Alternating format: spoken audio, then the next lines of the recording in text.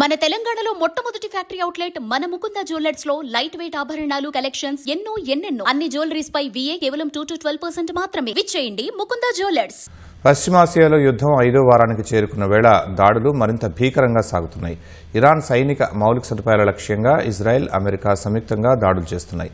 టబ్రీజ్ నగరంలో పెట్రో రసాయనాల ప్లాంట్పై దాడి జరగగా భారీగా మంటలు చెలరేగాయి. అటు ఇజ్రాయెల్, గల్ఫ్ దేశాలపై ఇరాన్ ప్రతిదాడులు చేస్తోంది. కువైట్లో విద్యుత్ కేంద్రంపై చేసిన దాడిలో ఓ భారతీయుడు మృతి చెందారు.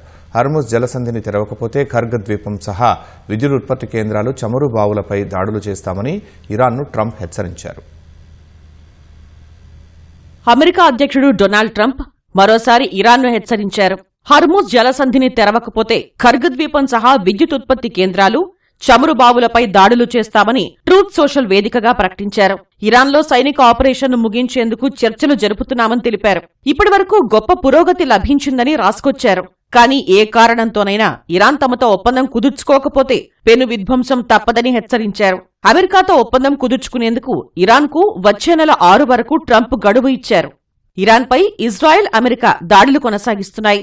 రాజధాని టెహరాన్ సహా ఇతర ప్రాంతాలపై వైమానిక దాడులు జరిగాయి. తబ్రీజ్ నగరంలో పెట్రో రసాయన కర్మాగారంపై దాడి జరిగిందని ఇరాన్ ప్రభుత్వ మీడియా తెలిపింది. ఈ దాడిలో ప్రాణనష్టం సంభవించలేదని వెల్లడించింది. టెహరాన్లో ఓ విశ్వవిద్యాలయంపై దాడి చేశామని ఇజ్రాయెల్ సైన్యం పేర్కొంది. ఆ యూనివర్సిటీలో ఇరాన్ సైనిక కార్యకలాపాలు నిర్వహిస్తోందని ఆరోపించింది.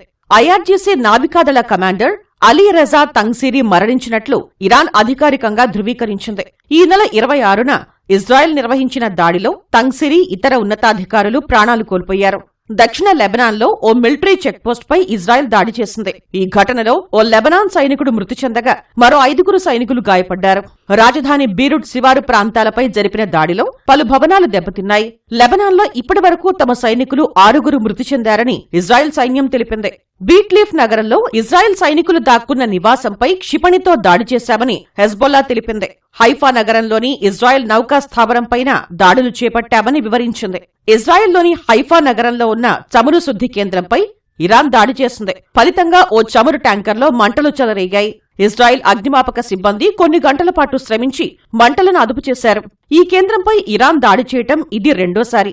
ఇజ్రాయెల్ తమ ఇంధన కేంద్రాలపై దాడులు చేయడంతో తాము ప్రతిదాడి చేశామని ఇరాన్ సైన్యం తెలిపింది. కువైట్లోని ఓ విద్యుత్ ప్లాంట్పై ఇరాన్ జరిపిన దాడిలో ఒక భారతీయ కార్మికుడు మరణించాడు. ఈ విషయాన్ని కువైట్ ప్రభుత్వం ధృవీకరించింది.